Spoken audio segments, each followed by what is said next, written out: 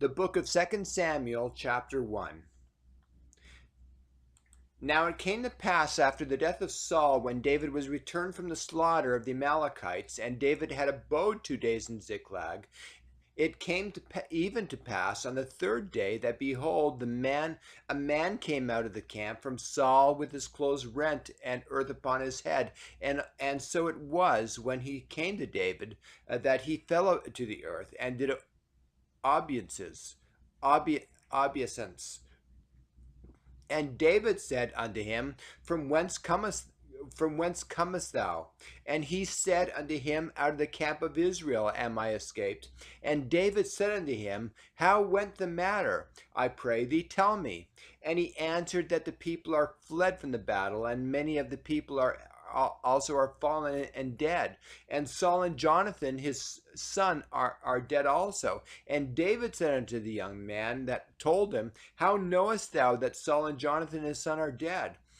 And the young man had told him, said, As I happened by chance upon Mount Gilboa, behold, Saul leaned upon his spear, and lo, the chariots and horsemen followed hard after him.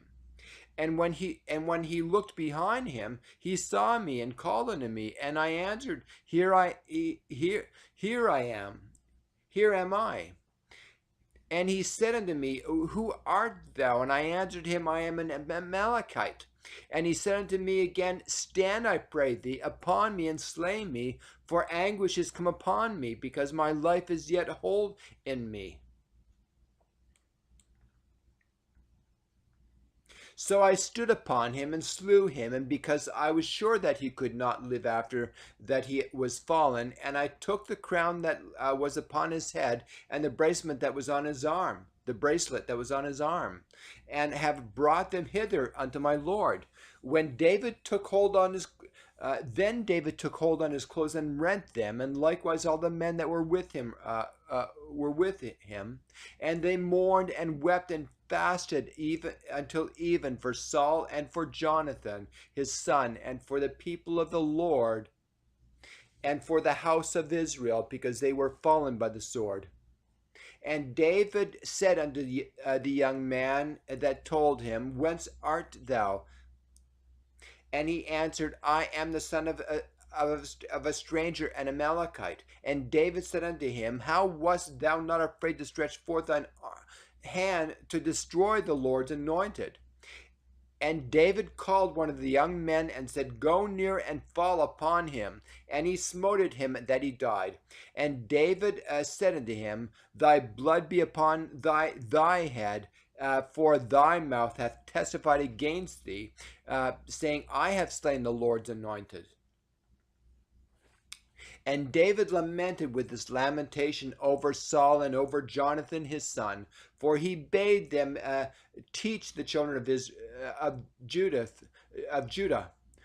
Also he bade them teach the children of Judah the use of the bow. Behold, it is written in the book of Jasher, The beauty of Israel is slain upon thy high places.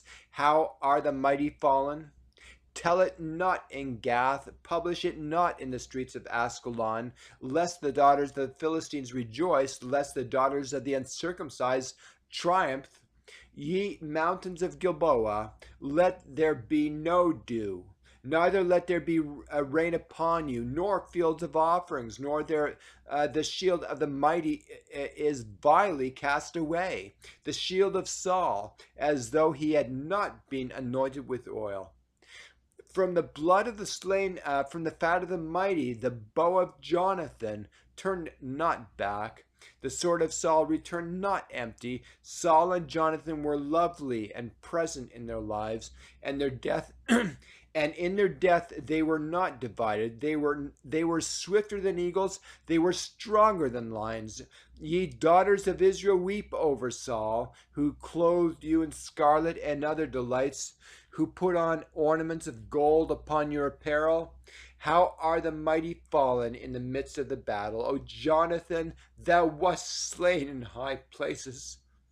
I am distressed for thee, my brother. Jonathan, very pleasant hast thou been unto me. Thy love to me was wonderful, passing the love of women. How are the mighty fallen, and the weapons of war perished!